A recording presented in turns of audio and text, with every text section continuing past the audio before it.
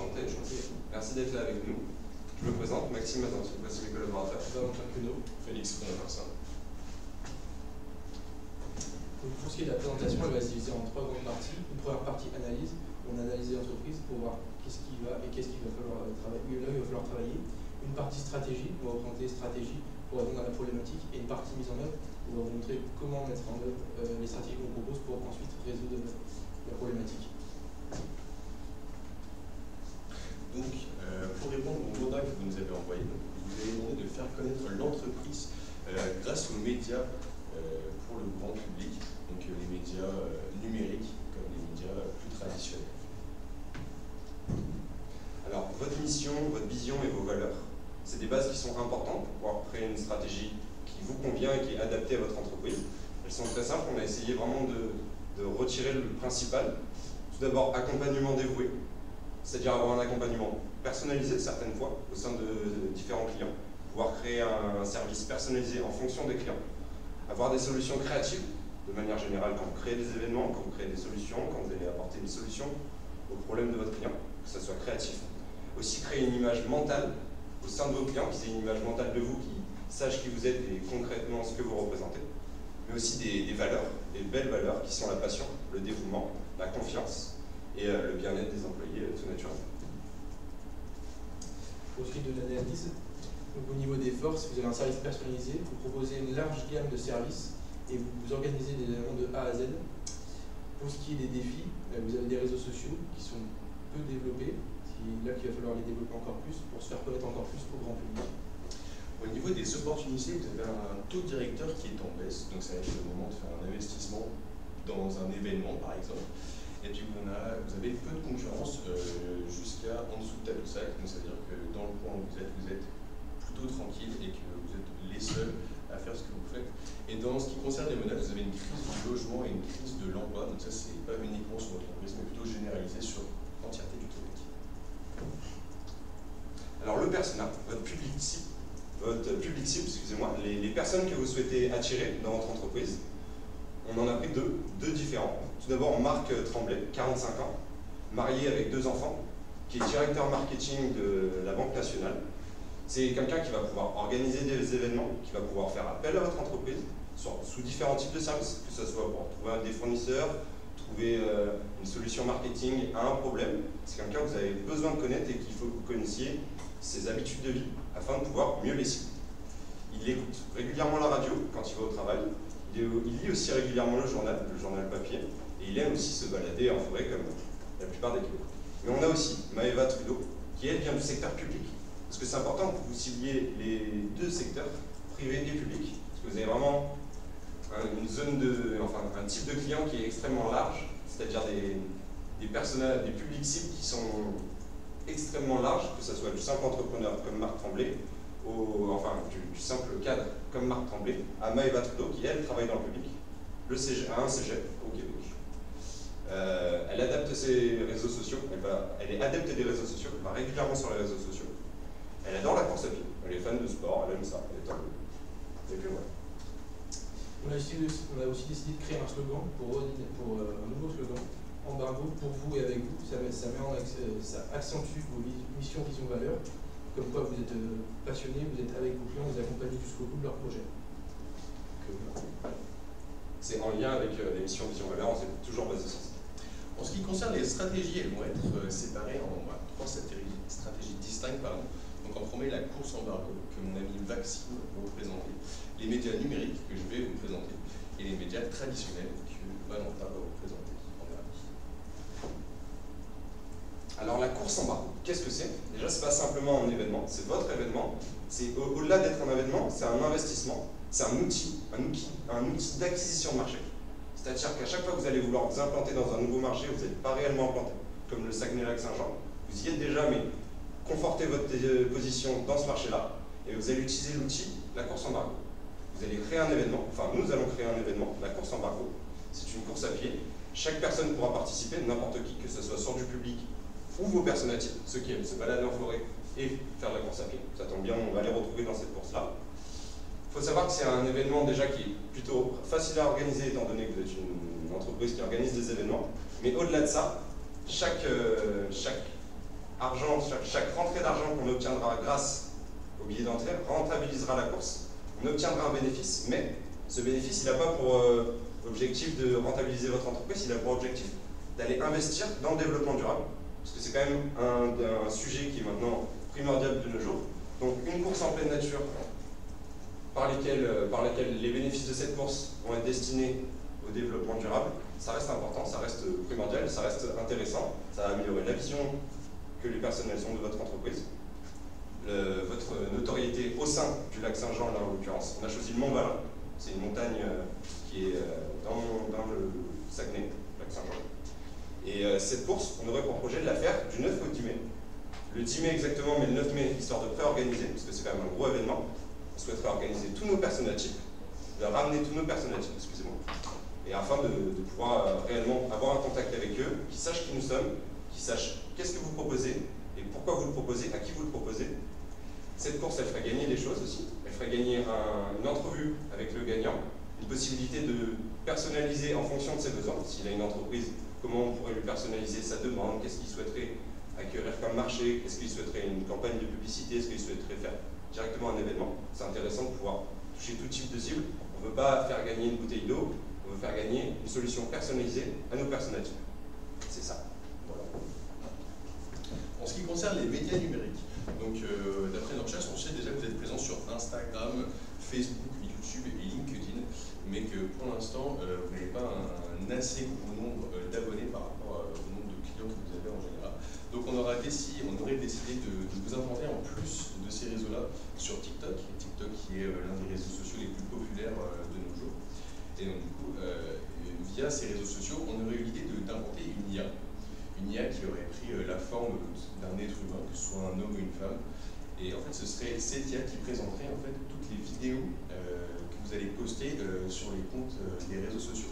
Donc par exemple, je pense à Facebook, on peut prendre des exemples de services que vous avez déjà fait. Donc par exemple, pour des événements tels que que ce soit une création d'événements dans le cadre musical, que ce soit une création d'événements dans le cadre entrepreneurial. Et donc du coup, à ce moment-là, l'IA présenterait de manière naturelle, humaine, sur tous vos réseaux sociaux. Et donc du coup, en fait, ce serait la même personne du coup, qui représenterait l'entreprise. En fait, le but, c'est que quand on voit l'IA, donc la personne imaginée en face de nous, on se dit « Ah mais oui, effectivement, ça correspond à cette entreprise. » Donc c'est pour ça. Ensuite, à la suite de ça, donc, on parlerait aussi évidemment de la course que mon ami Maxime vous a présentée, donc sur tous les réseaux sociaux, afin de quand même créer un certain engouement par rapport à cette course. Et également utiliser beaucoup le référencement, parce que le référencement, ça va être surtout de mettre des hashtags, par exemple sur Instagram, ou encore sur TikTok, donc ce qui va permettre en fait, de créer un référencement, et donc du coup que l'algorithme va pouvoir ramener les personnes intéressées par les vidéos que vous postez beaucoup plus facilement. Voilà. Et puis au niveau de YouTube, on aurait fait des interviews, et encore une fois des exemples de services que vous faites, donc ce seraient des interviews par rapport aux clients que vous avez déjà rencontrés, qu'ils soient satisfaits ou non, hein, les avis sont bons tels qu'ils sont. Et au niveau de TikTok, on serait parti sur des trends, donc par exemple je passe le téléphone à la personne la plus travailleuse de l'entreprise. Donc ça c'est ce qui permettrait de faire connaître l'entreprise, puis aussi d'avoir un certain attachement du client pour l'entreprise. Et on avait également pensé au cinéma, donc le cinéma sur plus les périodes hivernales, étant donné que ce sont ces périodes que les gens vont plus au cinéma, donc ce serait de faire une courte page de pub au début d'un film, en expliquant encore une fois des exemples de services que vous êtes capable de faire, et aussi tout ce qui concerne les pubs avec la course, du coup même que Maxime vous a présenté encore une fois. Pour ce qui est des médias plus traditionnels, on a pensé à trois, la radio, le journal et l'affichage. Déjà, pour l'instant, sur ces trois médias, on pourrait aussi faire un lien avec les médias sociaux, faire une promotion des médias des réseaux sociaux. Premièrement, la radio, on fera un petit spot de 30 secondes sur une station généraliste, plutôt le matin, quand les gens vont travailler à l'école, etc. Là où il y a beaucoup de monde qui pourrait écouter. Ensuite, on ferait ça tous les jours pour la radio. Pour ce qui est du journal, on ferait ça 2 fois par semaine. Une fois en début de semaine, plutôt le lundi ou le mardi, et une fois en fin de semaine, peut-être le vendredi ou le samedi. Au début de semaine, pour présenter ce qui va se passer dans la semaine dans l'entreprise, ou faire les promotions des actualités de l'entreprise. Et une fois en fin de semaine, pour par exemple présenter la course qui va être en fin de semaine. Et l'affichage, on ferait ça sur les panneaux d'autoroute pendant les périodes de fête, par exemple avant Noël et avant Pâques, parce qu'il y a affluence à ces heures-là sur la route, et ça serait vu par un plus grand nombre de monde. Et donc ça permettrait aussi de gagner en notoriété. Il faut savoir que pour le journal et l'affichage, ça peut demander ça demande un coût financier, mais aussi un coût au niveau de l'environnement, le bilan carbone. Donc peut-être pour pallier à ça, ce qu'on ferait, ça serait de replanter des arbres pour compenser le fait d'utiliser du papier pour le journal et pour l'affichage. Alors, on a fait un calendrier éditorial afin que vous puissiez vous repérer dans la position des tâches, quand est-ce qu'on va les effectuer et pourquoi on va les effectuer à ce moment-là. Tout d'abord, on commence par le début de la communication, c'est-à-dire mettre en place ce que mon ami Félix vous a présenté. Tout à fait, et donc ce serait passer, je sais que pour la plupart de vos réseaux sociaux, vous serez à un post par semaine, et pour YouTube, vous avez arrêté les posts depuis plus de 6 mois. Donc là, on repasserait sur des posts plus réguliers, donc 2 à 3 posts par semaine pour Instagram, TikTok et LinkedIn, et pour les vidéos YouTube, ce serait 2 par mois, pour donner un peu plus de contenu pour les personnes qui regardent. Voilà, là on serait sur fin octobre. Ensuite on commencerait une promotion intensive de l'événement en question, de la course embargo, début janvier, afin de pouvoir créer vraiment une période hivernale où on va pouvoir proposer à nos personnes actives des publicités et leur proposer l'événement, surtout qu'ils soient au courant de l'événement. L'événement qui se passe du 9 au 10 mai, juste avant votre saison. On sait qu'il y a beaucoup d'événements de partir de mai jusqu'à septembre, que c'est le moment au Québec où il y a le plus de festivals, qu'il y a le plus de demandes dans votre secteur d'activité, donc on s'y est bien sûr adapté. Le jour J, le 10 mai, la course embargo. Et ensuite, quelques mois plus tard, en septembre, à la fin de votre saison, on ferait une analyse des résultats. On verrait si ça a marché, si on a réussi à toucher notre public cible, votre public cible, si on a réussi à augmenter nos réseaux sociaux, si la stratégie des réseaux sociaux a permis d'augmenter le nombre d'abonnés, le nombre de personnes impliquées et le nombre de followers tout simplement.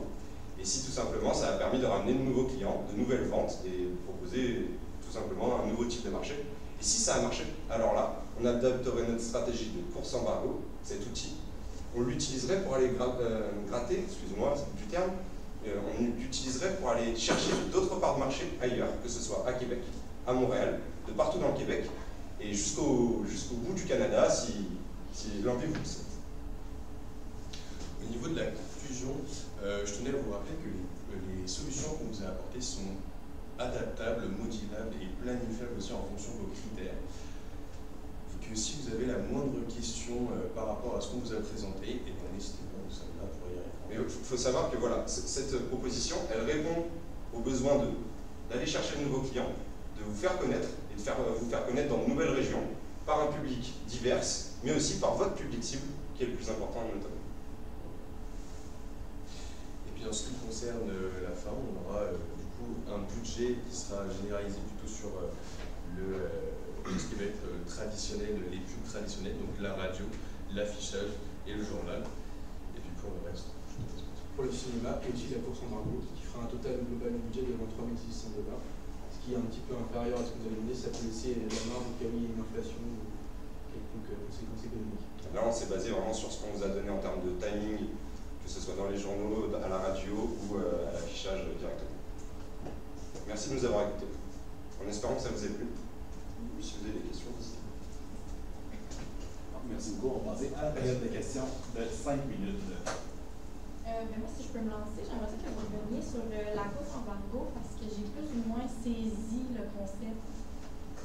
Moi, c'est-à-dire Est-ce que vous pouvez juste me... Le concept, c'est de réunir tous nos personnes actives, tous vos personnes actives, tous vos publics cibles, les réunir en un seul et même endroit, les faire participer à un événement qui porte votre nom, qui vous représente, et vous, votre marché cible, c'est faire de l'événementiel.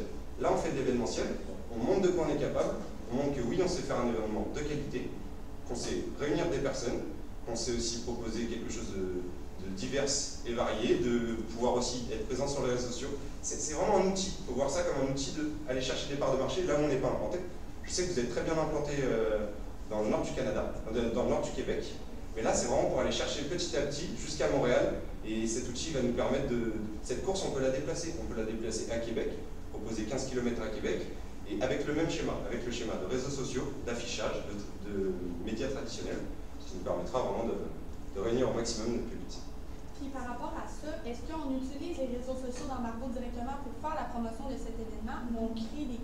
on crée vraiment des profils pour la course embargo. Non, on utilise les réseaux sociaux de votre entreprise directement. Comme ça facilite et en plus, ça permet de nourrir les réseaux sociaux d'informations. Tout à fait. C'est avec via l'IA du coup que je vous ai également présenté qu'il présentera la course embargo sous différentes formes à chaque fois. Parce que de nos jours, on a différents types de vidéos en fonction des réseaux sociaux. Puis ça ajouterait aussi une nouvelle catégorie dans les réseaux sociaux, des événements de votre entreprise, en plus de ce qu'avait préposé mon collègue précédemment. Donc, dans l'échéancier, j'ai pas bien saisi la course embargo et avant ou après qu'on se soit.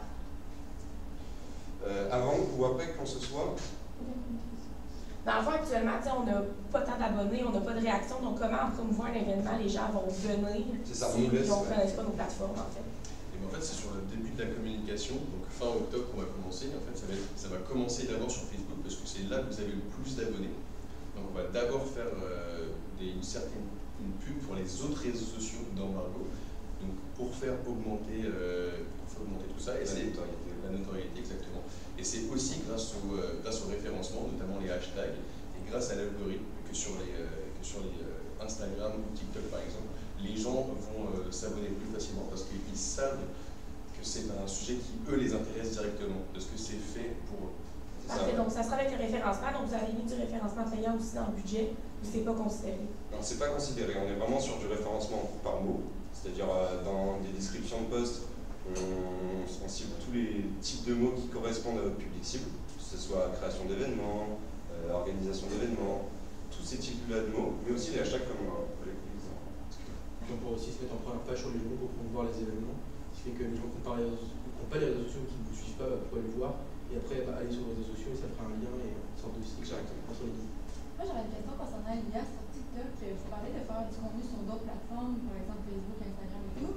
Est-ce que vous pensez pas que ça va comme créer un clash d'avoir une personne qui n'est pas humaine, auquel les gens ne peuvent pas vraiment se rattacher parce qu'elle ne fait pas partie de l'entreprise, versus le contenu sur Facebook qui serait nécessairement plus ou moins, vu que c'est pas le même type? Est-ce que vous pensez pas que ça peut faire un clash, puis justement détacher un peu les gens de votre contenu TikTok? Alors en fait, on a choisi de prendre l'IA parce que l'IA a déjà été implantée dans plusieurs entreprises. Il y a notamment des entreprises comme vous dans l'événementiel, ou alors sinon ce sera des chaînes YouTube ou des choses comme ça. C'est vraiment une IA qui gère toute la communication, qui va parler. Ça ne va pas être un humain, mais techniquement, c'est pas un humain, mais on dirait que c'est un humain.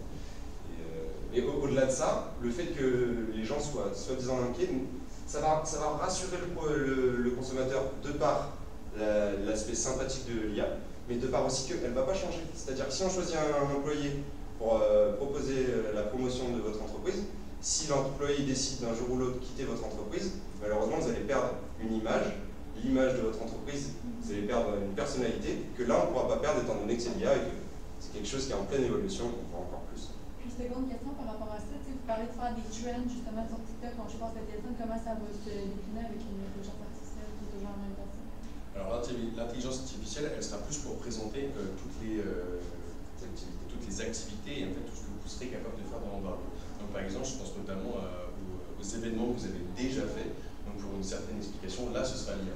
Pour les trends qui sont du coup beaucoup moins réalisables avec une IA, ce sera du coup des gens réels qui feront des salariés d'entreprise. qui feront avec eux. Ça va mettre fin à la période de questions. Merci beaucoup. Merci de nous avoir écoutés. C'est une bonne journée. Merci beaucoup.